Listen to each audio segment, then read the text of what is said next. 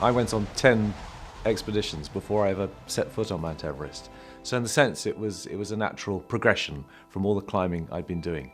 But I think when I went with Robert and Ed and Paul to Everest, I had a sort of feeling, I had a sort of hunch, this is going to be a really special expedition. They were a great team, new route, really exciting route. 10 years earlier, Reinhold Mester and Peter Habeler, they'd climbed Everest without oxygen, and we thought they must be supermen. And then 10 years later, here were we. I was doing it. Thought, well, actually, I can do this too. And that's a wonderfully sort of liberating realization. And I also had a feeling that I think we might just pull this off.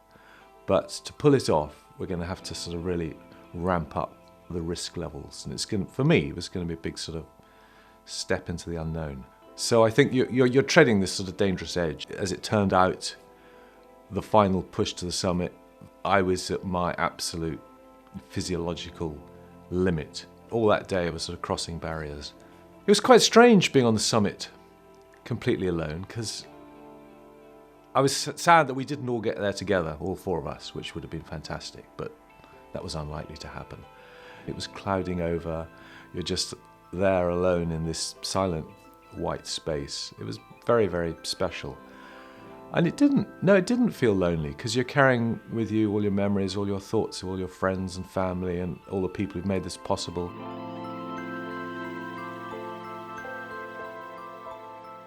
As it happened, when I was coming back from the summit, it was getting dark. I wasn't sure that I was on the right route, and eventually I thought, this is crazy. Rather than risk a mistake in the dark, I should just stop and do what would seem unthinkable, just to lie down in the open at about 28,000 feet. Once I'd resigned myself to that, I just went about it quite methodically. I cut a ledge in the snow. I made sure I could lie out full stretch to try and keep the circulation going. And basically I just lay there and shivered for about 7 hours.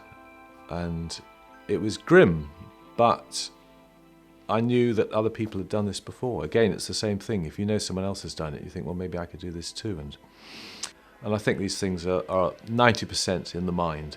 In the case of our Everest climb, I probably pushed myself harder than I ever had done before.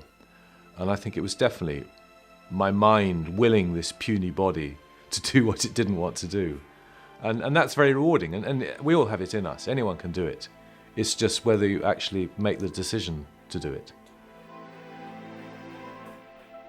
There's a sort of high altitude game people play where they get on this sort of treadmill of climbing 8,000 meter peaks. And in my case, after Everest, I decided I wasn't going to do that. But I didn't want to give up Himalayan climbing. So 3 years later, I went and climbed a beautiful route on a mountain called Kusum Kangaroo. And then later that year, I went back to the Himalayas to India, and we climbed several new routes on peaks of about 22,000 feet, not too high, but high enough.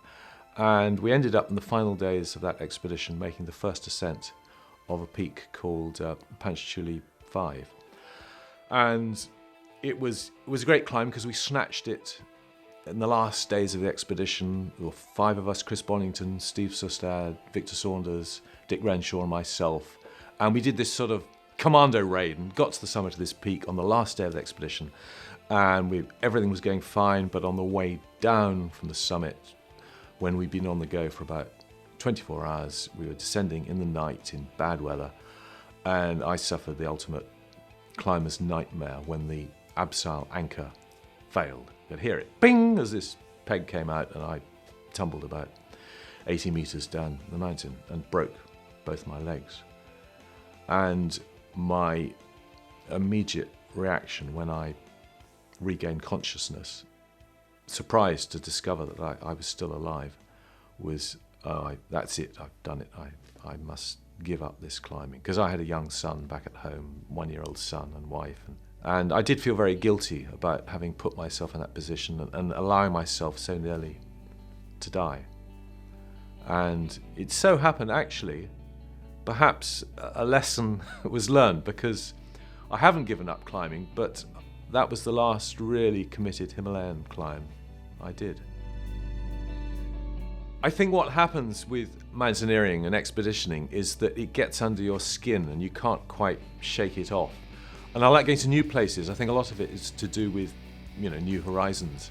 And in fairly recent years, I've been to Tierra del Fuego, several times to South Georgia and the Southern Ocean. It's something about this combination of sea and mountains and wildlife in an incredibly remote place with the icebergs drifting up from Antarctica. It just has a magic all of its own. There are also all these other hardly known mountains. There are many peaks in the Himalayas that have not even had a second ascent or even a first ascent. There are whole areas of Antarctica that are still unexplored. There are people pushing the technical boundaries to do ever more remarkable things, climb things at speeds and at levels of difficulty which would have been unimaginable 100 years ago. And those possibilities are very exciting.